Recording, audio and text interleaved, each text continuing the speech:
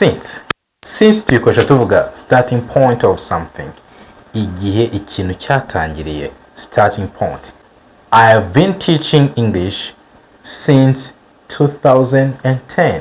Natangiye kwiga Icyongereza kuva muri 2010. I have been teaching English since 2010. For tuyikoresha ikurikiwe na length of time. We use for and it is followed by length of time. I've been learning English for 4 months. I've been learning English for 4 months. Ndavuze ngo maze amezi 4 ndi kwiga Icyongereza.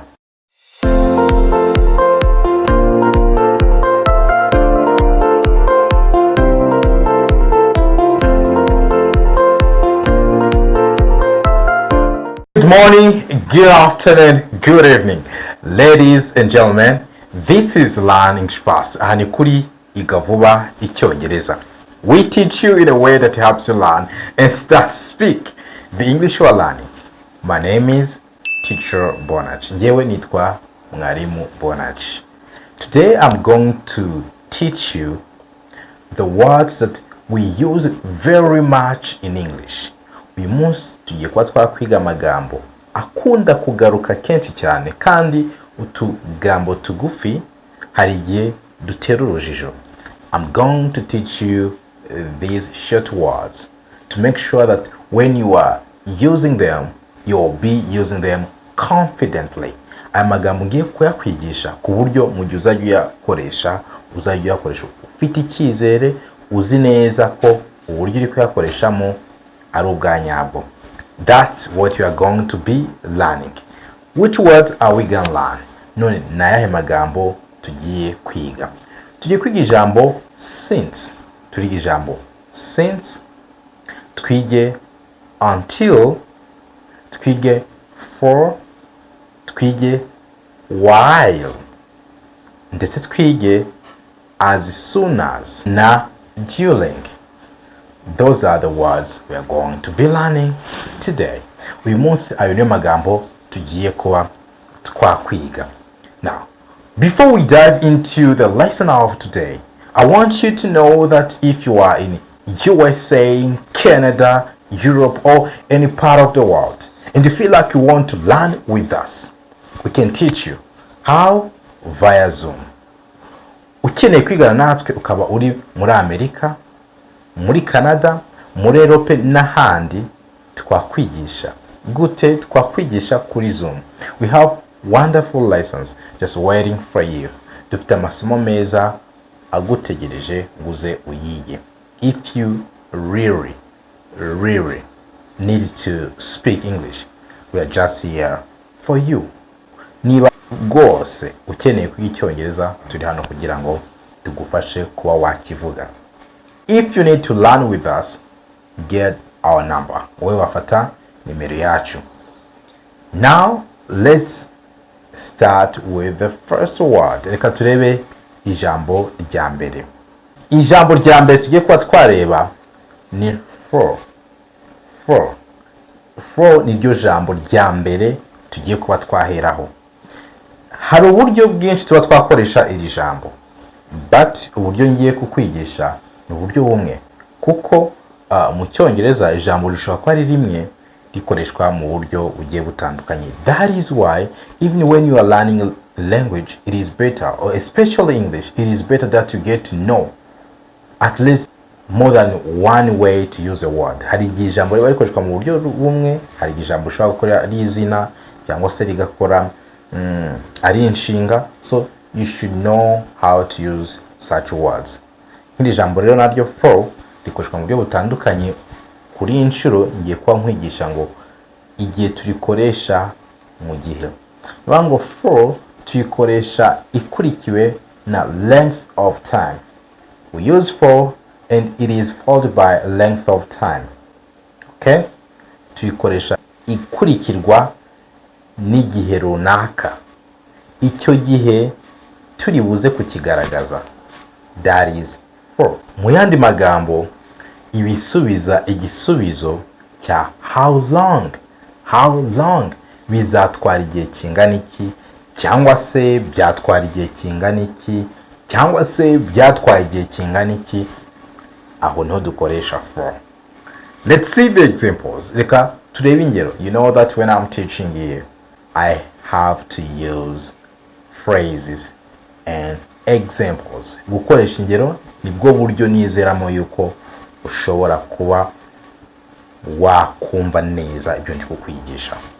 Let's start with the first one. You can say, I've been learning English for 4 months. I've been learning English for 4 months. Ndavuze ngo maze amezi ane ndi kwiga Icyongereza. I've been learning English for 4 months. You see, nyuma ya 4 nashizeho 4 months. I've been learning English for, hahita nongeraho 4 months. Nuvuga ngo for yakurikiwe n'ijambo rigaragaza igihe ikintu kimaze. That is length of time. I've been learning English for 4 months. Maze amezi ane niga Icyongereza. Let's see another example. You can say, I'm going in Canada for 2 weeks. I'm going in Canada for 2 weeks. Ngiye kujya muri Canada nzamareyo ibyumweru bibiri. I'm going in Canada for 2 weeks. You see, 2 weeks, that is length of time. I'm going in Canada for 2 weeks. Ngiye muri Canada mareyo ibyumweru bibiri. Let's say, for example, you are leaving USA, or you live in Canada, you are coming in Rwanda, or any place that you are. Aho uri hose wenda urahavuye uje hano mu Rwanda. Uravuga ngo I'm going in Rwanda for, ugashyira icyo gihe uzahamara.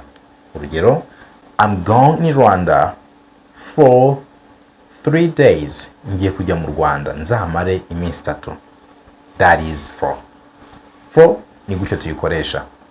Now, you can try to make your own example. Wowe ubwo tugenda twiga wagerageza gukora urugero rwawe. That's what assures you that you know what you're learning. Okay, now let's see the next word. Reka turebe ijambo rikurikiraho. Next word is during. During yo tuyikoresha in the course of the action. Hagati mu gikorwa ikintu kiri kuba. That is when you use during. Hagati mu gikorwa. During. Okay? Example, you can say, I stood up during the class. I stood up during the class. To stand ni guhagarara mu gihe cyatambutse iba stood. I stood up during the class. That means narahagurutse turi mu ishuri. Ni ukuvuga ngo twari turi mu isomo wenda mwarimu ari kwigisha ndahaguruka. In that case, you're gonna say, I stood up during the class. I stood up during the class. Let's see another example. You can say, I go swimming during the summer. I go swimming during the summer. Njya koga iyo turi mu gihe cy'iki. I go swimming during the summer. You see? Ni igikorwa ukora hagati muri summer. We have the period of having summer. Dufite igihe cyo kuba dufite summer, none mw'icyo gihe, that's when you go swimming. I go swimming during the summer. Now, let's see another example. You can say, the lights went out during the service. The lights went out during the service. Vango, twari turi mu materaniro, turi gusenga, hagati mu materaniro, cyangwa se mu gihe amateraniro ari kuba, urumuri ruragenda. The lights went out during the service. Kwari hagati mu materaniro, urumuri ruragenda. Amatara arazima. The lights went out during the service. That is during. Iyo niyo during, uko niko tuyikoresha. Let's see next example. Reka turebe urundi rugero. Another example, you can say, this teacher gives exercises during the lesson. This teacher gives exercises during the lesson. Uyu mwarimu atanga imyitozo hagati mu isomo. This teacher gives exercises. Ntabwo tuvuga exercises cyangwa se exercise. We say exercises. This teacher gives exercises during the lesson. Uyu mwarimu atanga imyitozo hagati mu isomo. That is during. Now it's your turn. Try to make your own example with during. Gerageza ukore urugero rwawe ukoresheje during. You can even do that in a comment and I'm going to tell you that it is correct. Ndaza kubwira yuko urwo rugero ari rwo. But I only correct those people who comment for the first week. Mu cyumweru cya mbere abo nibo nkosora nkababwira yuko ari byo. The others, you will do it for yourself. Uzabyikorera ku giti cyawe. Let's see another word. Reka turebe ijambo rikurikiyeho. Next word is until. Until, it means up to a specific time. Kugera ku gihe runaka. Nukuvuga ngo ikintu cyarabaye kiraza kigera igihe runaka. That is until. Until. Example. I learned English until I could speak it. Nize Icyongereza kugera aho mbasha kuba nakivuga. I learned it. We say learned. I learned English until I could speak it. Iyo inshingirangizwa na NED tuvuga nda. That is why I say I learned. That is American English. Cyongereza cy'Abanyamerika no tuvuga I learned English. British English you say I learned. I learned English until I could speak it. Nize Icyongereza kugeza ubwo nabasha kukivuga. It's up to a specific time. Kugera igihe runaka, kugera igihe nshoboreye kuba nakivuga. I learned English until I could speak it. Let's see another example. He's going to stay until you come. He's going to stay until you come. Agiye kuguma hano kugeza igihe uri buzire. He's going to stay until you come. Or I'm gonna stay until you come. Ngiye kuba ndi hano utegereje kugeza igihe uri buze ukagerera hano. I'm gonna stay until you come. It's your turn. Try to make example with until. Let's see. The next one. Reka turebe ikurikiyeho. Ikurikiyeho ni ego. Iyo dukurikijeho ni ego. Let's see what it means. Iyi ego tells us when something happened. Going back from today. Iyo ibitubwira ngo event cyangwa se ikintu runaka cyabaye ryari uhereye umunsi ugasubira inyuma. No kuvuga ngo tuyikoresha mu gihe cyatambutse. Okay? Uhereye umunsi usubira inyuma.